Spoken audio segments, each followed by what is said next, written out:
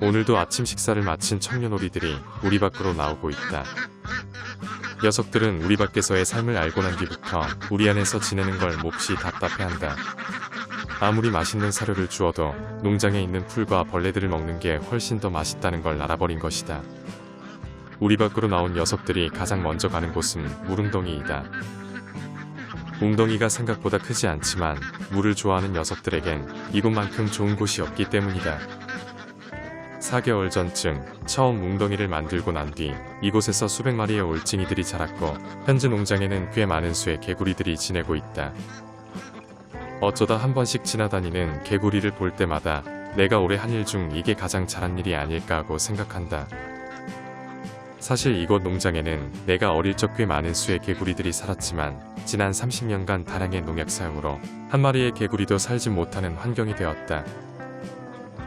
그래서 우물 안에 살고 있던 올챙이들을 잡아 농장에서 지낼 수 있도록 복원한 것이다. 앞으로 몇 마리의 개구리들이 내년 산란철까지 무사히 살아남아준다면 이곳 웅덩이에 알을 낳게 될 것이고 더 많은 개구리들이 농장 전역에서 살게 될 것이다. 오리들은 웅덩이에서 목욕도 하고 깃털도 손질하며 여유로운 시간을 보낸다. 늘 집단으로 다니는 청년 오리들은 때때로 다른 오리나 닭들에게 덤빌 만큼 배짱이 생겼다. 참고로 청년 오리들의 보디가드로 있던 흰 오리는 며칠 전에 동료들이 있는 큰 닭장으로 돌아갔다. 일주일 넘게 홀로 우리 밖으로 나오지 않던 녀석은 결국 용기를 내었고 예전에 친하게 지내던 다른 흰 오리들과 다시 만나기 시작했다. 그동안 우리 안에서 사료를 너무 많이 먹은 흰 오리는 다른 흰 오리들과 비교가 될 만큼 살이 너무 쪘다. 이제 농장을 돌아다니며 풀도 먹고 벌레도 잡아먹으며 다이어트를 좀 해야 할 것 같다. 녀석이 당초에 내 계획대로 청년 오리들이 나중에 큰 닭장으로 옮길 때 든든한 보디가드가 되어주지 못하게 되었지만 지난 2개월 동안 해준 것만 해도 충분하다고 생각한다. 한편 나나의 아기 머스코비들은 요즘 빠른 속도로 성장을 하고 있다. 녀석들은 예전에 비해 몸집도 많이 커졌고 또 사람뿐만 아니라 다른 동물들에 대한 두려움도 많이 없어졌다. 그래서 그런지 요즘 따라 코나는 포비와 함께 라나 가족을 보기 위해 자주 방문한다. 아기 머스코비들의 생물학적 부모는 코난과 포비인데 아마도 코난은 녀석들이 자신의 자식이라는 걸 아는 듯하다.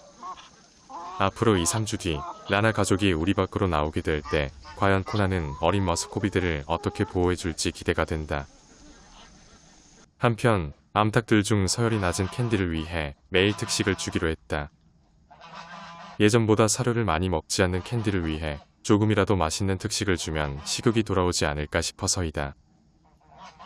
지난 1년 동안 안 좋은 경험이 많았던 캔디는 예전보다 많이 먹지도 않아 살이 좀 빠졌고 알도 낳지 않는다. 돌이켜보면 캔디가 가장 행복했던 시절은 롤브와 함께 농장을 돌아다니던 1년 전쯤이었던 것 같다. 당시 롤브와 캔디는 제리 가족과 함께 농장 구석구석을 돌아다니며 꽤 괜찮은 삶을 살았다. 골드라는 녀석이 나타나 롤브와 캔디의 사이를 갈라놓지만 않았다면 아마도 지금까지 두 녀석은 여전히 사이좋은 관계로 잘 지내고 있었을 것이다. 캔디는 태어난 지 이제 5살 정도 되었으니 사람의 나이로 치면 40-50대 정도 되었다. 닭들이 자연사할 경우 평균 7에서 13년 정도 산다고 하니 어찌 보면 캔디의 나이도 꽤 많이 먹었다고 볼 수 있다. 녀석에게 바라는 한 가지는 아프지 말고 최대한 건강하게 오래오래 살았으면 좋겠다.